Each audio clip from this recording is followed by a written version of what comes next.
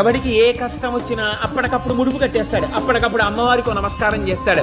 అమ్మా అనుగ్రహించమ్మా, నా పసుపు కుంకాలు నిలబెట్టమ్మా, నా బిడ్డల్ని కాపాడమ్మా, అమ్మా నన్ను రక్షించమ్మా అంటాడు.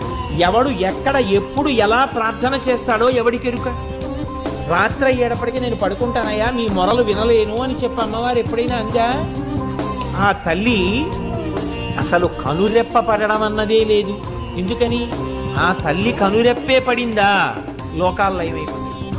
కాబట్టి ఆవిడ ఎప్పుడు ఎవరైనా అమ్మా నీ పాదాలు పట్టుకున్నానమ్మా అంటాడేమో నిజాయితీగానని రాత్రింబవళ్ళు తల్లి అలా చూస్తూనే ఉంటుంది. ఎవరైనా కానీ అమ్మా అని గట్టిగా ఆర్తితో నమ్మకంతో పిలిచారో అంతే, ఉత్తర క్షణం ఆ తల్లి అనుగ్రహించి పలికేస్తుంది.